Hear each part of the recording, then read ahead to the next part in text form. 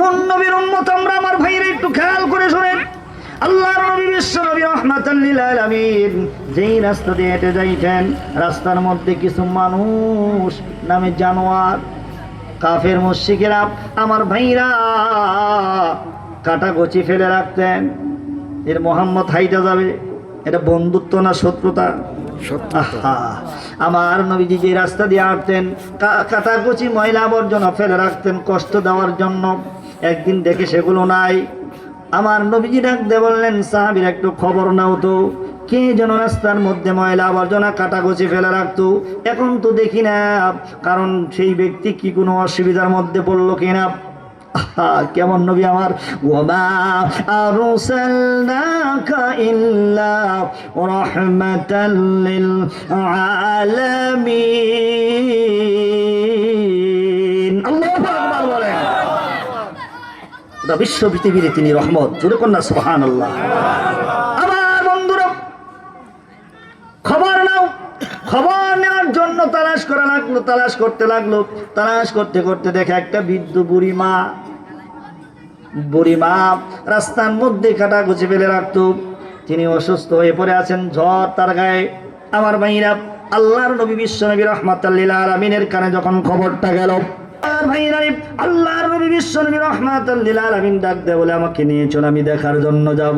আহা, শত্রুকে তিনি কেমন ভাবেন? বন্ধু ভাবেন, জোরে কোন সুবহানাল্লাহ। হাজির হয়ে গেলেন। এবার ঘরের ভিতরে বৃদ্ধ বুড়ি মা শীতের কারণে জ্বরের কারণে কাঁপতেছে। বাহির থেকে আমার আপনার নবী ডাক দেয়, মাগো মা, অনুমতি যদি দিতেন ঘরের ভিতরে প্রবেশ করতাম। জোরে কন্যা সুবহানাল্লাহ। জানি না এই জায়গায় কার মা নাই, এখন কাঁদবে। মারে কতদিন ধরে মা ডাক দিতে পারেন না, কলিজার ভিতরে যে আঘাত কষ্ট সেটা তো দূর হয় না। মা ডাকটা দেওয়ার সাথে সাথে মুখটা ভরে যায়।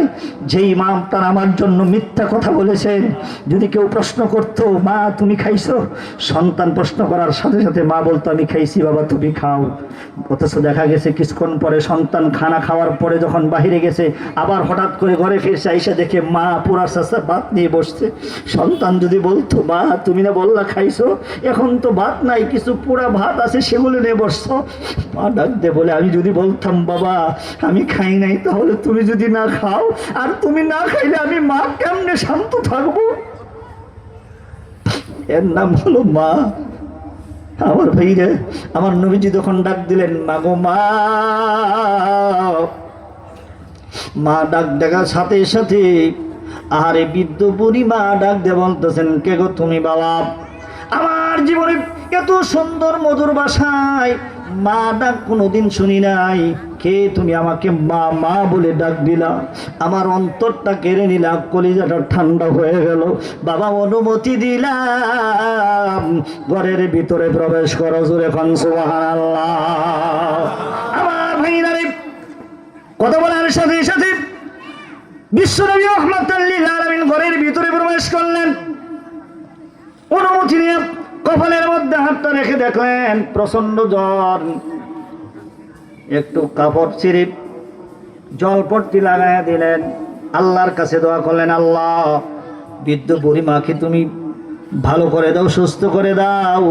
আল্লাহর নবী দোয়া করলে কি কবুল হবে কি হবে না? জোরে বলে আমার মেয়েরা দোয়া করলেন, দোয়া কবুল হয়ে গেল। আল্লাহ তাকে সুস্থ করে দিলেন। বৃদ্ধ বুড়ি মা আস্তে করে বসতে চায়, এবার তিনি বসলেন।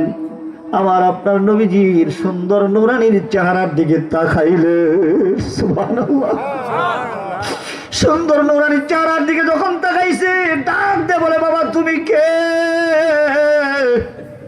এত সুন্দর মিষ্টি ভাষায়, মধুর ভাষায় আমারে মা ডাক দিয়ে আমার মনটা কেড়ে নিলা।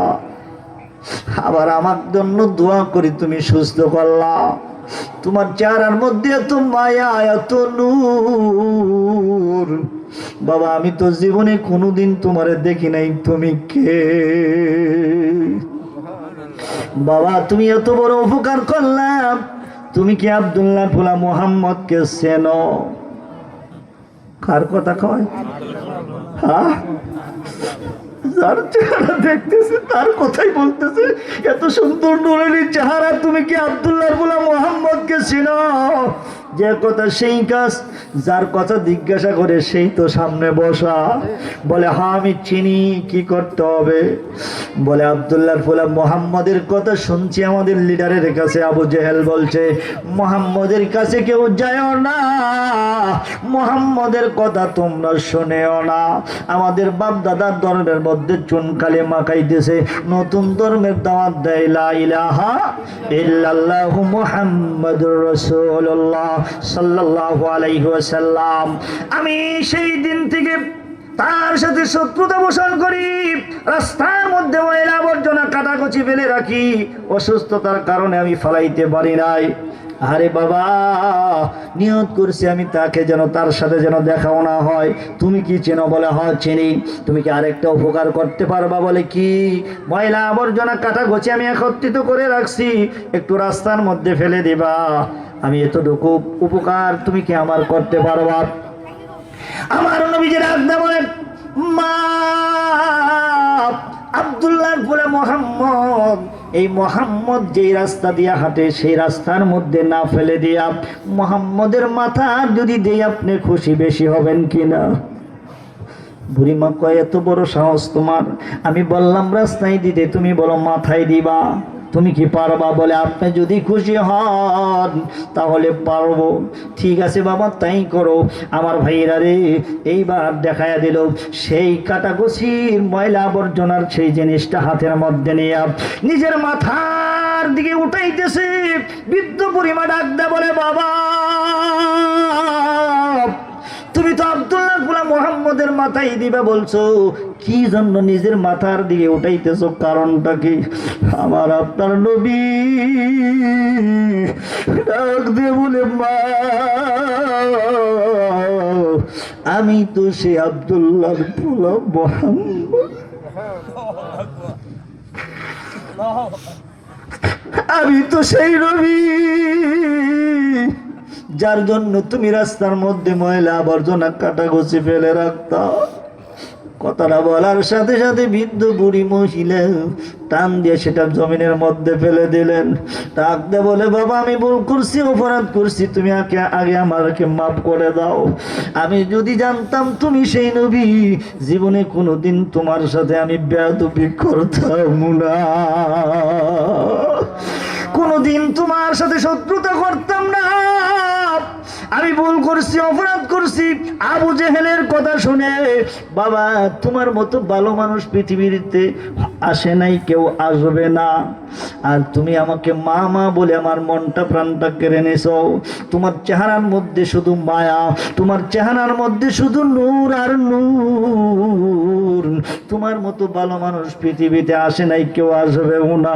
বাবা আমাকে মাফ করে দাও, মুহূর্ত দেরি নয়, এই মুহূর্তে আমারে পড়ায় দাও লা ইলাহা ইল্লাল্লাহু মুহাম্মাদুর রাসূলুল্লাহ সাল্লাল্লাহু আলাইহি ওয়াসাল্লাম। আমার ভাইরা, সেই নবীজি মামা ডেকে ওই মহিলাটা আহারে তার পানটা জোড়াইয়া গেল। আমার নবীজি 6 বছর বয়সে মাকে হারাইছেন। একদিন ডাক দা বলে মা, তাকায়া দেখি কত মানুষ আসে, বাবা কোলে নেয়, আমার কি বাবা নাই? এই বলে বলে কান্দে। আমার ভাইয়েরা, লম্বা ইতিহাস, লম্বা ঘটনা, সেই দিকে যাব না। কারণ আমার নবীজি বলছেন মা বাবার খেদমত করবা, মা বাবাকে কষ্ট দিও। এই জায়গায় কে কে আছেন মা নাই বাবা নাই আমি জানি না, আল্লাহ জানে আর আপনারা জানেন। মার জন্য বাবার জন্য এখানে কোনো কালেকশনের মাহফিল এটা না। আমি দেখতে চাই কোন ব্যক্তি মায়ের পাগল, কোন ব্যক্তি বাবার পাগল। যেই বাবা থাকলে একটা লুঙ্গি দেওয়া লাগতো, যেই বাবা থাকলে একটা পাঞ্জাবি কিনা দেওয়া লাগতো। কত বছর হয়ে যায়, ঈদের মধ্যে হলেও তো একটা জামাও কিনা দেওয়া লাগে না। সেই জামা একদম এক মুষ্টি পাত্তর মুখে তুলে দেওয়া লাগে না। যেই জনম দুঃখিনী গর্ভে ধারণী মা নিজে না খাইয়া আমাকে আপনাকে খাওয়াইছে।